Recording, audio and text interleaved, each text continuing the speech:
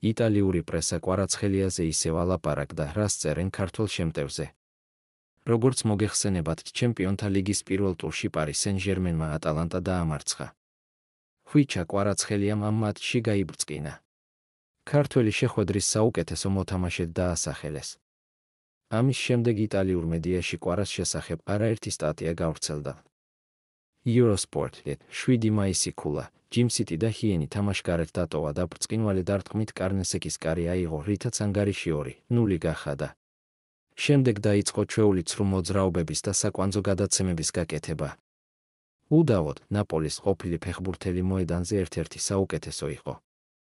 თოთომორკითოვ 7 ქულა, საუკეთესო ფორმაში არ არის, მაგრამ ყველაფერს აკეთებს, რაც შეუძლია. აერთიანებდა კაშკაშა დრიბლინგსა და ფინიშს, რათა ატალანტას დაცვა გაეწამებინა. მეორე გოლის ეპიზოდში შეუჩერებელი სირბილით შევიდა ცენტრისკენ და მარჯვენა ფეხით კუთხეში ძლიერი დარტყმით კარნესეკის შანსი არ დაუტოვა. მისი არაპროგნოზირებადობა და მოწინააღმდეგის დამარცხების უნარი პარიზელთა შეტევაში მომაკვდინებელ იარაღს ქმნის. Calciomercator 7 მაისი ქულა, მედიისთვის გამოყოფილი დროის განმავლობაში გუნდთან ერთად არ უვარჯიშია, მაგრამ ეს დანაკლისი დღევანდელ შეხვედრაში ანაზღაურა. კართან ყველაფერს დამოუკიდებლად აკეთებს და ქმნის სანახაობას, რომელიც სერია-ას ძალიან აკლია. Sport Virgilio 8 ქულა, საკუთარ მოედანზე სიტუაციას მართავდა და მეტოქის მცველებს მოსვენებას არ აძლევდა. კარი კვლავ იპოვა და ბრწყინვალე გოლით ანგარიში 2-0 გახადა.